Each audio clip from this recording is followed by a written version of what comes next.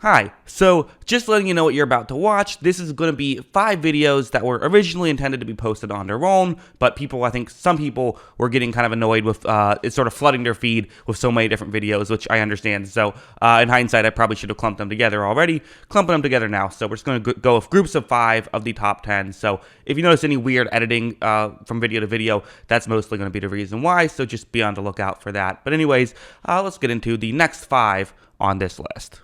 Coming in at number 60 is the man who had one of the best rookie seasons, not just as a wide receiver, but as a football player of all time. You look at JaMarr Chase's rookie statistics, he broke a bunch of records that Justin Jefferson, his former teammate, set just 1 year prior, with getting the main one, of course, 1,455 receiving yards, and worth mentioning, he broke the record even without that 17th game. He had the record, so just a remarkable statistical season, also 13 touchdowns on top of this. Worth noting, you look at his Pro Football Focus grade, it's not quite as high as maybe a Justin Jefferson, who was one spot higher, but the reason why I put Chase ahead of Jefferson and ahead of so many other players is because I think at the end of the day, what you want out of a wide receiver is someone who can win on the outside consistently, and nobody won on the outside consistently more than JaMarr Chase did last year. This play is exactly what I mean. If you remember early on in that Super Bowl, it kind of felt like the Rams were going to run away with it. The Bengals weren't able to get much going offensively, and it was really this play that allowed them to get back into it and eventually take the lead before they would still ultimately lose. You see what's going on with Chase going up one-on-one against Jalen Ramsey, a guy who, unfortunately for Ramsey, has now made this list a couple of times in negative ways. He was also, I used the highlight of Mike Evans getting a touchdown on him. However, the reason why I've showed a couple of Ramsey's lowlights is because he doesn't have many, which makes it that much more impressive when you can get a highlight against him, and that's what Chase is going to do. Right when this play begins, it's a cover 3 zone that the Rams are in, meaning that Ramsey, typically the way you want to do this is you can keep your hips turned towards the middle of the field, but stay to the outside. However, there's just enough room in between Ramsey and the sideline for Chase to feel like he can fit through, and he's going to try it. Watch him get that outside leverage, and it's just enough that he's able to get a little bit of separation in his incredible ball skills to make the catch after a great throw from Joe Burrow on top of this, and he just seemingly did this to every single corner he went up against last year, and when you can do something like that, it really does. It changes the game. Teams can't have you have a one-on-one matchup because they know that you will burn them, and when you can get into that situation, it sets so many other things up. There's a lot else he does well, but when you factor on everything else he does well and this, he absolutely belongs very high on this list. The only reason he's not higher, again, only a 1-year sample size.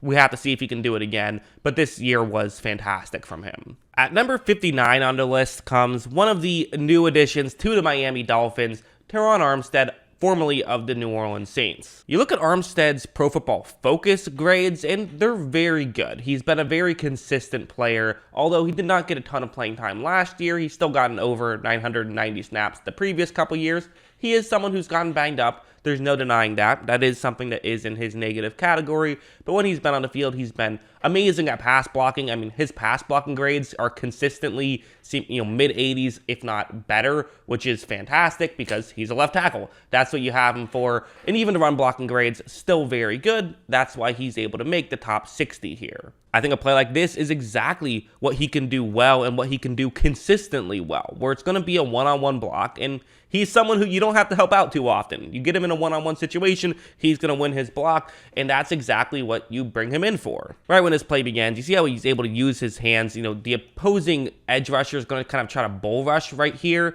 and it's not a horrible strategy against some tackles. It's a bad strategy against Armstead. I mean, watch how Armstead just barely gets moved whatsoever, giving Trevor Siemian plenty of time to throw an incompletion. So that's the ideal thing that Armstead can do. Oftentimes for an offensive lineman, one of the reasons that makes, a good pass blocking offensive lineman difficult to show highlight reel level plays of is because, well, what you care more about is, are you just consistently winning? And that is what Armstead does. He does not get beaten pass protection hardly at all. So that's why he made this list. That's why he is so high on this list. Couldn't put him too much higher just because of the injuries. And it is fair to say there's better run blocking tackles in the league than him. But he does what he does incredibly well, and for that reason, he belonged on the list. Another quarterback making the list here at 58, it's the new Denver Broncos quarterback, Russell Wilson himself. You look at his box score statistics, and there's no doubt about it, he can rack up some touchdowns. And you look at his passer rating as well, a passer rating of over 100 each of the past 4 seasons. He also has had a passer rating of over 100 in 3 different seasons as well. So last year, the bulk stats are a little bit down due to him getting banged up, and he never has been a huge passing yards guy. He'll float around 4,000, career high 4,200. But the touchdown streak that he was on in that 4-year stretch from 2020 to 2017 was remarkable, of over 30 touchdowns each of those seasons, and wasn't a high turnover guy either. If you look at his Pro Football Focus statistics, PFF pretty much backs up what the box score stats say. Really, I guess with the exception of 2017, that 2018, 2019, and 2020 stretch, they have him graded as elite and absolutely fantastic. But one thing you probably have heard me mention is I keep talking about 2020 and through 2017, not mentioning 2021. He was banged up and was not quite as good. That did dock him a couple of points, and maybe he would be higher on this list without that stuff. However, he looked good before the injury, and I'm willing to sort of write that off and say I feel pretty confident next year he'll be closer to 2020 Russell Wilson than 2021 Russell Wilson. Like, he still had stuff like a play like this against the Colts. This was in week 1, where it's going to be a cover 6 that the Colts are in, and you see the route that Russell Wilson wants to throw to. Right when this play begins, Wilson takes the snap. He does start to look downfield, as it was a good pocket, and you can kind of see how this play could work, right? This wide receiver that he wants to throw to can get the inside leverage towards the safety. He's running a good route. It's Tyler Lockett. He does that. The issue, of course, is that there's another safety who could get into the play, and you're going to have to throw the ball very far down the field. You're standing on your own 23-yard line right now. This is probably going to have to go more than 50 yards for you to get this completion. However, as you see, that's exactly what Wilson is able to do. He does throw a bomb that gets that big completion.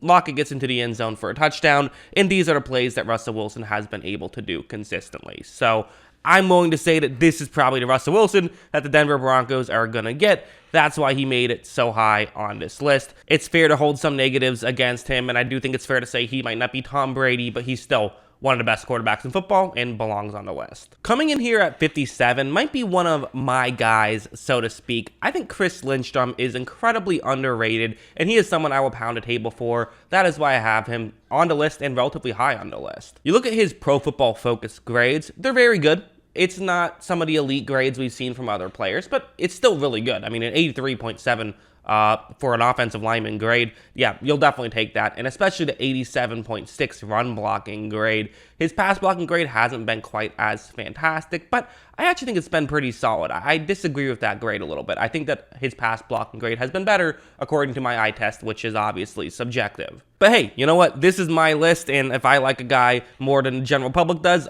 even if it's an offensive lineman who, many people might not know too much about, if you're not a Falcons fan, just by nature of people don't pay much attention to offensive linemen, I'm still going to pound the table for him because I think he's really good. As for the play to showcase his talents, I'm going to go with this one, which is going to be a double team, so he's going to get some help. That is absolutely true. But eventually the center will get off the double team to block somebody else. But watch how much that Lindstrom's going to get the bulk of this block, and watch what happens. I mean, watch how how 63 just knocks the defensive lineman way out of the way and allows that run to happen. This is something Lindstrom can do really well. I think Lindstrom's a really good guard, and he's very consistent. And I think if you got more of a, they have some other good players in that line, but I think if they got a full, complete line, we could really see Lindstrom thrive if that were to happen. I think some of his weaknesses are, guard is still a position that can be dependent on who you have around you. So yeah, I understand if people are saying I'm a bit high on him, but I disagree. I think he is fantastic.